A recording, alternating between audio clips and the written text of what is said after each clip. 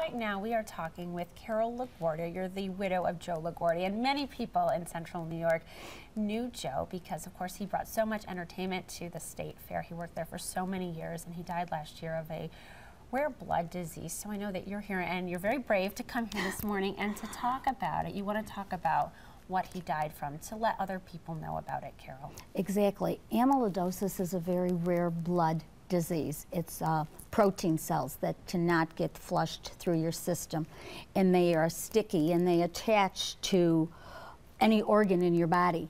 And Joe's first, I wanted to let people know about the symptoms of amyloidosis. When you have a physical, your albumin level is elevated. So that's a trigger to say, oh, I gotta have that checked. And another symptom was foamy urine. You know, men especially don't seem to think that that matters, but it's foam like in the ocean, and when that gets higher and higher, it's a trigger that there's something else going on. And if you're lucky enough for a doctor, a nephrologist to say, you know, Joe, as he did to Joe, I'm not going to do blood tests because I think I know what it is. And so the only way to maybe combat this disease and have a little bit longer life is to have a stem cell transplant, which we did in Boston. But like any cancer that's treated with cancer and chemotherapy, you don't have an immune system, so you're compromised. So Joe got 4 infections while he was in Boston. And one of the things Joe wanted everyone to know was about this disease and to be aware of it. And our daughter, Lori, has been brave enough to do this 5K walk and run, the first annual, in Joe's memory to make awareness of this disease.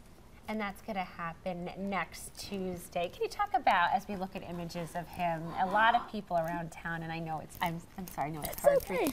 You know, it's, you know, like I said, you're very brave to do this. What do you want people to remember about him? Because I know you guys are having, you know, this walk and run next Tuesday. Well, I think everyone needs to know that Joe was a wonderful man, and this community was very important to him. Joe started in the, I met Joe 43 years ago when he was a reporter for the Syracuse Herald-Journal. And then he worked for the Syracuse Crunch, the American Hockey League, and then he was blessed to work in a field that he absolutely adored, music. 32 years with the New York State Fair. And he brought every kind of entertainment to people.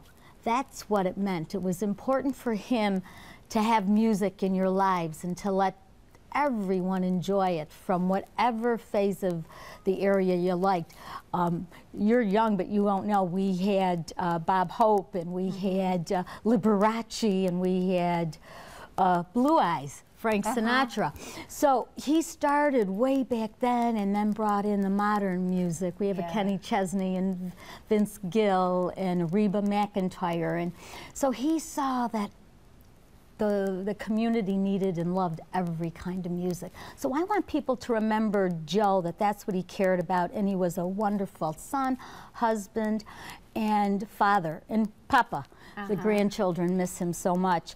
And we just want to keep his name and his memory alive in this fact of doing this run for him in the community, so anyone else with this disease knows that we care. There are 8 to 9 people in the Central New York area that have it.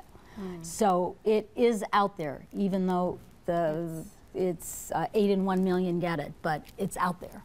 Well, Carol, thank you so much for raising this awareness. And if people want to go, this is going to be held. It's going to be next Tuesday, and you can get all of the information by going to our website as well. Thank you so much. I know it's hard to talk about, so we appreciate it. Oh, I thank you for having me here. And my daughter says I have to put in a plug.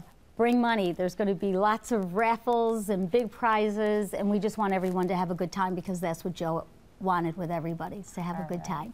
Thank you, Lisa, for having me. Thank you so much.